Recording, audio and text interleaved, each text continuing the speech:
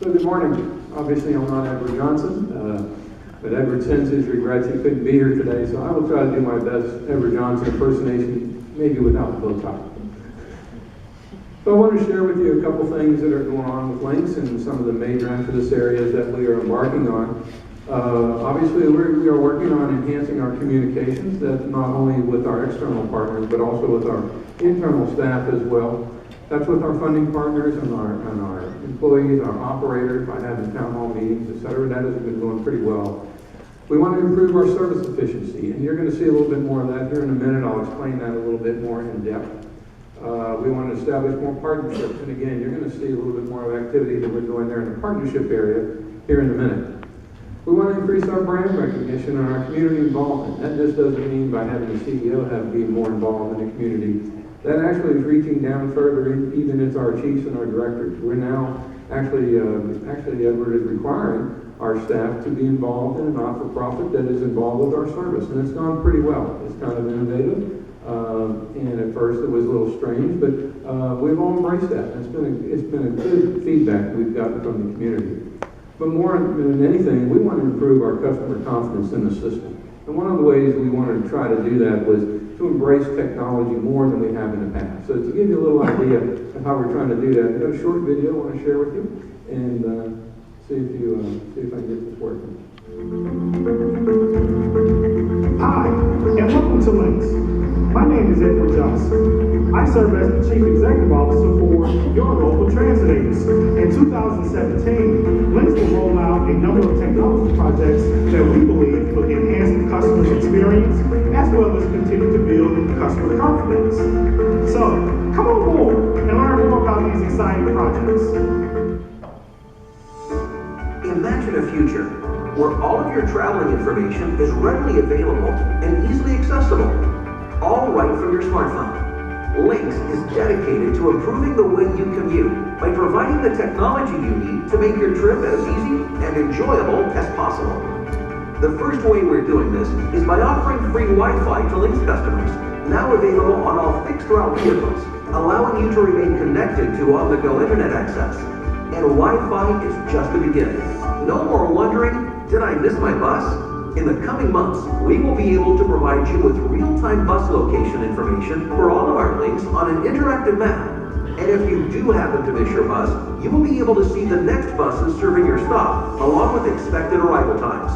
And for our Access LYNX Paratransit customers, you will also be able to view real-time information on the location of your vehicle, so you will know exactly where the vehicle is and when it's scheduled to arrive.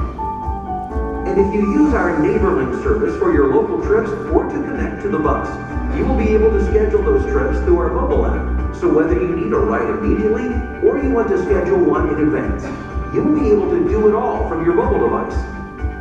And finally, we're turning your phone into your bus pass.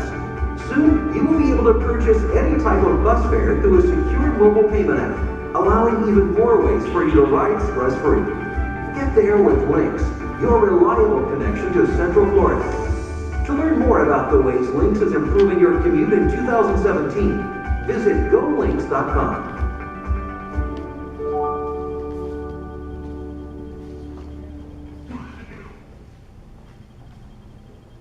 So to just give you a little idea, these are some of the applications that we now have in place that we just talked about in the video, and they're actually up and running now. One of the things that we wanted to do first was install Wi-Fi on all the buses, and that was one of Edward's first real projects that he wanted to do in 90 days. We had Wi-Fi on the buses, and so Wi-Fi now exists. We wanted to get the bus tracker system up, and you saw that this now will give us the opportunity and our customers the opportunity to see where's the bus, when's the bus coming, how fast will the bus be here. I think it's actually a refresh rate of about 7 seconds, so it's in real time, and that app is now up and operating. The NeighborLink system also, there's an app for that for our NeighborLink customers. One of the things we did not talk about in that video, but also is up and running now, is our new See Something, Say Something app. So some of you are probably familiar with those type of applications, but we now have an application that you can download. And if you have an incident on the bus, or if you see something happening that you want to report, you can actually take a photo of that, or actually a short video.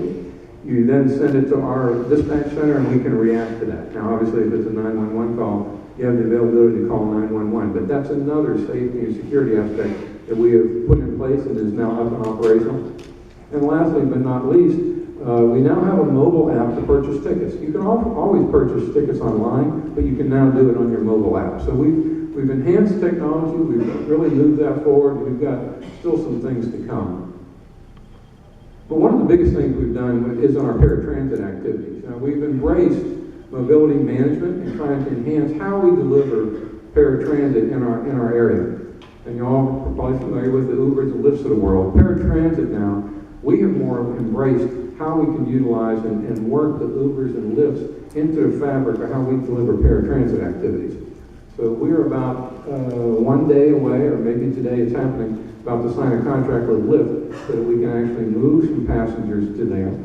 We have integrated our call center such that the people that take reservations for our paratransit are now in the LYNX operations center. So that enables us to balance our customer needs a little bit better, and we're going to cross-train those employees such that they can handle paratransit activities and answer questions on our fixed routes. So we have some efficiencies there that we can deliver service to our customers, better manage their time, and obviously, hopefully, to increase the ridership on our routes. So this is something we're very excited about. And we started this in December of this last year. We've only been about 60 days into the process. We have already moved about 9,000 trips in that month to taxi cabs. Now, we were always using taxi cabs, but we're using them a little bit more. That has had a couple of different fallouts. One, if you would have compared it to the way we typically deliver paratransit services, with the price that we pay the taxi, we probably avoided about $150,000 for the first month in cost, just by doing that, by moving them to the taxi services. Obviously, when we bring Lyft on board, we should be able to move more, but that represented just shy of about 20% of the trips that we do. Now, it has another ripple effect because one of the things we always are concerned about with paratransit is on-time performance. Our on-time performance prior to this was probably around 84–85%.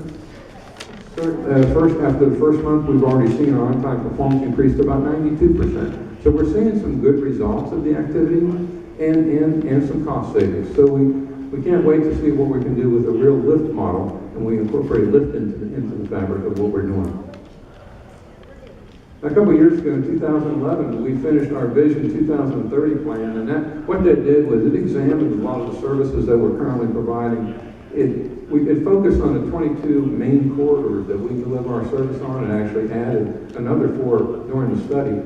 And this was in an attempt to determine our transit modal improvements that we could do along the corridor. And it's all modes of transportation. It's the local bus, it's express bus, it envisions BRT. So how could we best identify and how could we best enhance those corridors?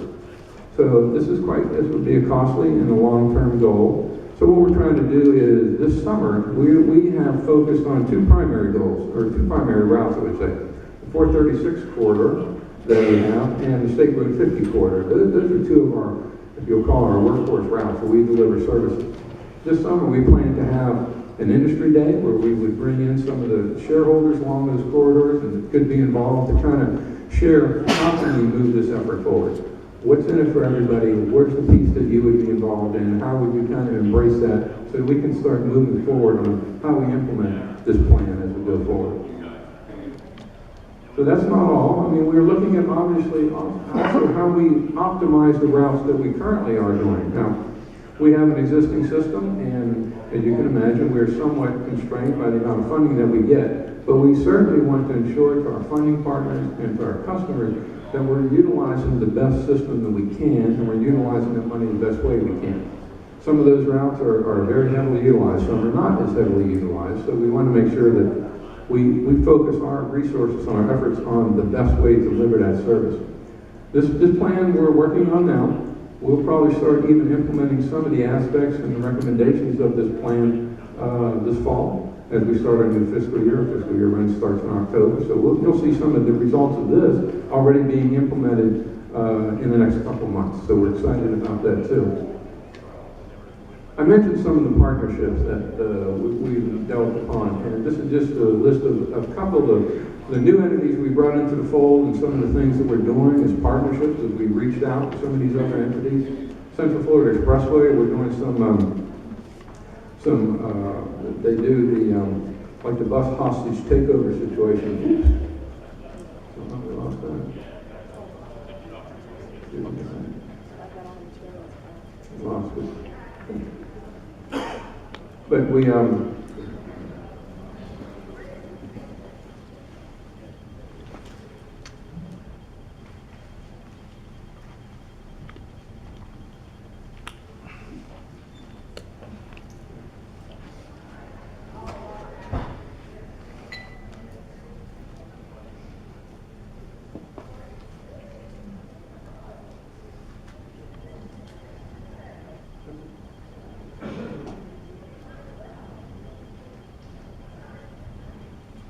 okay, sorry about that.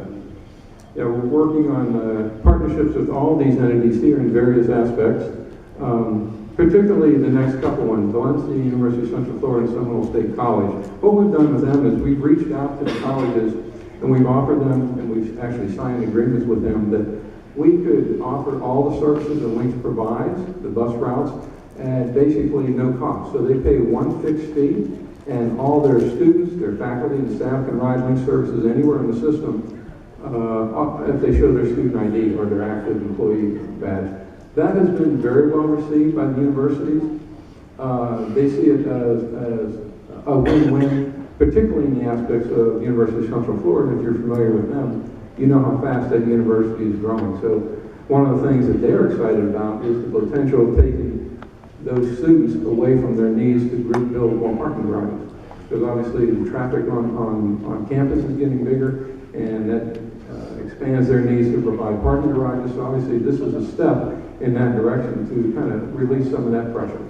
But one of the things we're really excited about is the autonomous vehicle partnership. Now we're working with the city of Orlando, and we'll be kicking that off to basically see how does that work, especially in a downtown environment. And so we're about to embark on a partnership there to move that forward this summer. So we're excited about that. That just gives you kind of a brief summary of where we are, where we've been. We've accomplished a lot in the last year and a half. We still have a lot to go, and be happy to answer any questions. Any questions for Kurt? Thank you, sir. Thank you.